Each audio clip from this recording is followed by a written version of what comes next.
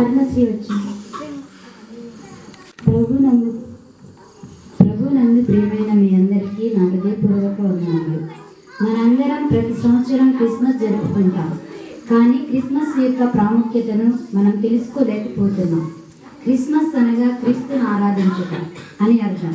క్రీస్తు యేసు ఈ లోకానికి ఎందుకు వచ్చారో మనం తెలుసుకుంటే మనం నిజంగా క్రీస్తును ఆరాధించగలం. క్రీస్తు యేసు ఈ లోకానికి ఎందుకు వచ్చారంటే అదృశ్యుడైన దేవుని కనపరచుటకు ఈ లోకానికి వచ్చారు. ఆదికాండం 3:15 తెలుపబడిన ప్రవచనం నెరవేర్చడానికి దావీదుతో చేసిన నిబంధన నెరవేర్చుటకు విశ్వాసులకు మాదిరిగా చూపుటకు ఆయన ఈ లోకానికి వచ్చారు. ఆయన యందు విశ్వాసించుట ద్వారా మన పాపములకు విమోచన, రక్షణ, స్వస్థత కలుగుతాయి. అంతేకాదు, ఆయన ద్వారా మనుషులందరూ దేవునితో సమాధానపరచబడ్డారు. మనందరి పక్షముగా ఆయన ఒక ప్రధాన యాజకునిగా ఉన్నారు. ఆయన ఆదాము సంతతిపై గల శాపం తొలగించి సాతానుపై విజయాన్ని ఇచ్చారు.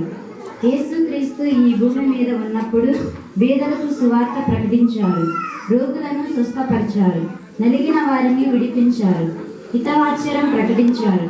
విశ్వాసులందరికీ నిత్య జీవం ఇచ్చి తండ్రి అయిన దేవునికి మహిమపరచుటకు ఆయన ఈ లోకానికి వచ్చారు. కాబట్టి ప్రియమైన సహోదరులారా, క్రిస్మస్ అంటే కొత్త బట్టలు ధరించడం, పిండి వంటలు చేసి తాగి తిని సుఖించడం కాదు. క్రిస్మస్ అనగా క్రీస్తును ఆరాధించడం. కాబట్టి నేడే మీ హృదయాలను దేవునికి ఇవ్వండి.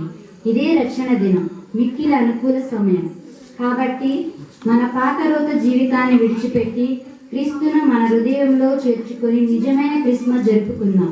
మీ అందరికీ వడ్డీముక్కల సంఘం తరపు నుంచి, అలాగే సండే స్కూల్ పిల్లలందరి తరపు నుంచి హృదయపూర్వక వందనాలు చెల్లించుకుంటున్నాను.